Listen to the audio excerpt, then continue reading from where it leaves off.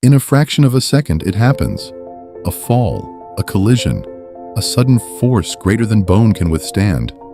And then, a fracture. Bone, one of the hardest materials in the human body, has just broken. But what happens next is one of the most remarkable repair processes in all of biology. Your skeleton is about to rebuild itself from scratch. Within minutes of a fracture, blood vessels inside and around the bone rupture. Blood floods the fracture site, and within hours it clots, forming a structure called a hematoma. This blood clot is not just a mess to clean up. It is the foundation of the entire healing process. The hematoma seals the wound and immediately begins releasing chemical signals that summon the cells responsible for repair. Inflammatory cells arrive first. They clear away damaged tissue and dead bone fragments while releasing growth factors that trigger the next phase. Specialized stem cells migrate to the fracture site.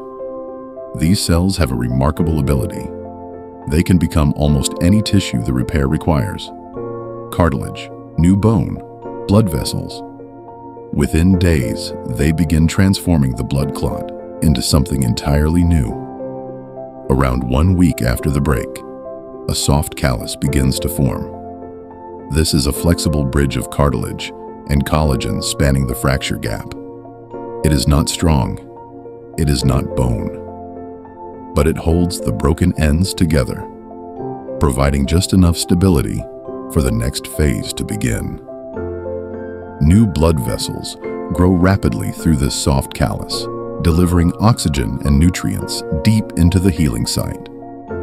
Specialized bone-building cells called osteoblasts now move in. They begin depositing minerals, calcium and phosphate, directly into the soft callus. Slowly, methodically, the flexible cartilage bridge hardens into something new. A hard callus. This is true bone, though disorganized and bulky compared to the original structure. By 6 to 12 weeks, this hard callus has typically bridged the entire fracture, restoring real structural strength to the bone. But the process is not finished. Bone remodeling now begins. A slow, precise refinement that can continue for months or even years. Osteoclasts break down the excess, disorganized bone of the hard callus. Osteoblasts rebuild it in an organized structure, aligned along the lines of mechanical stress the bone experiences daily.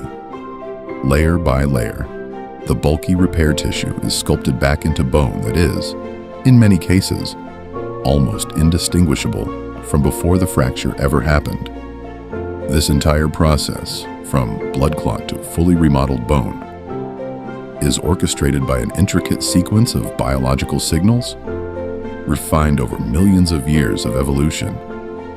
Factors like age, nutrition, blood supply, and the severity of the fracture all influence how efficiently this process unfolds. Adequate calcium, vitamin D, and protein give your body the raw materials it needs to rebuild. A broken bone is not simply damage waiting to be patched. It is a precise biological construction project. Clot, soft callus, hard callus, and finally, seamless remodeling.